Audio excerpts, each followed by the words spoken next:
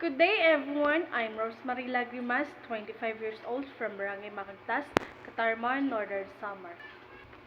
Currently, I'm taking up Bachelor of Arts in Sociology.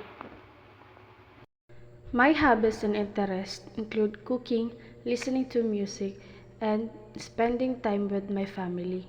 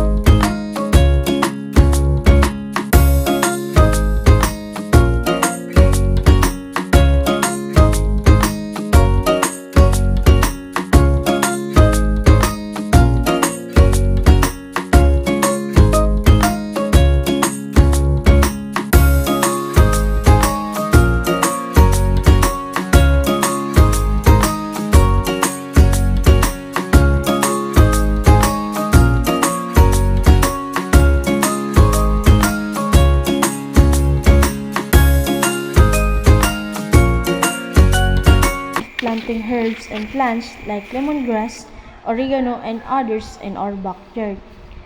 I believe having plants at home is very helpful because we no longer need to borrow ingredients from our neighbors, and it's also helped lessen our expenses.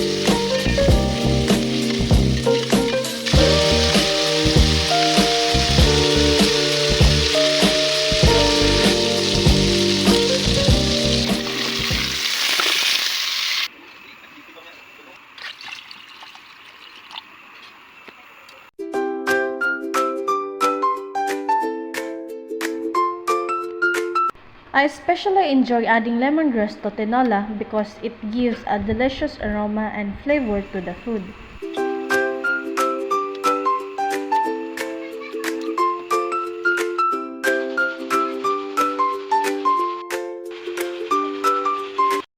I also enjoy spending time with my family, making my nephews laugh.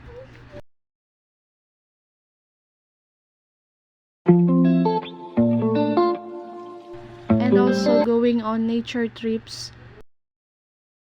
and attending the Agta Festival in Barangay Bubon.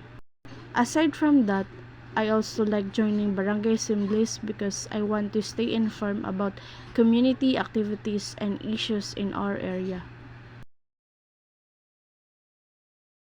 Uulit-ulitin ko sa'yo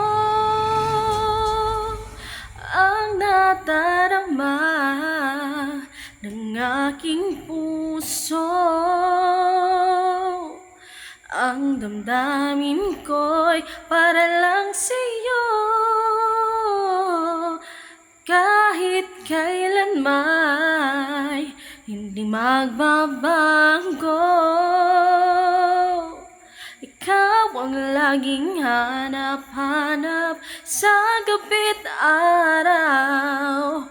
Ikaw ang nais ko sa tuwi na ay natatanaw. It makes me want it more.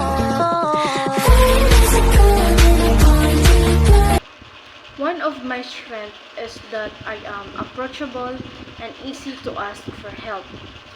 Whether it is material, things, advice, or support. I am also hardworking because another strength that I have is being caring and responsible, especially toward my family, child, and the people around me.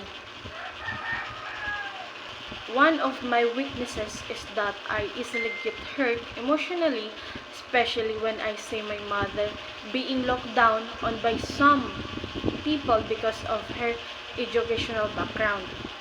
It breaks my heart because I know how hardworking and strong she is. Sometimes, these situations affect my emotions and confidence. However, instead of giving up, I use the experiences as motivation to study harder and prove that our status in life does not define our work or future. For my short-term goals within 2 to 3 years, I want to successfully finish my studies, pass all my subjects. For my long-term goals within 5 to 10 years, I want to have a stable job, become financially stable, and provide a better future for my family and child. I also want to achieve success in life and support my family in every way I can. One of my dreams is to build a bigger two-story house for my family so we can live more comfortably. I also want to help my twins, my other siblings, and relatives whenever I am able to because I know how difficult life can be. Some experiences in life taught me that the importance of remembering where we came from and appreciating the people who helped us along the way. These experiences became one of my inspiration to continue pursuing my dreams and achieving my goals in life. When everything when everything becomes stable and okay, I also want to help my husband continue his studies in engineering because it's also his dream to finish college and achieve his goals in life. Through this activity, I learned more about myself and realized that I'm stronger than I thought. I discovered that despite the challenges in life, I still continue to fight for my family. I also learned that my experiences and the words of other people can become my inspiration to work harder. There was a time when the wife of my uncle said that none of us siblings might finish our studies despite us being many. Some people also said that I only became interested in studying after having a child. Instead of getting discouraged, I used those words as motivation to prove to myself that I can finish my studies and achieve my goals in life. My child became one of my biggest inspirations to continue studying and build better future for our family. This activity helped me realize the importance of believing in myself, staying strong, and never giving up no matter how difficult life becomes.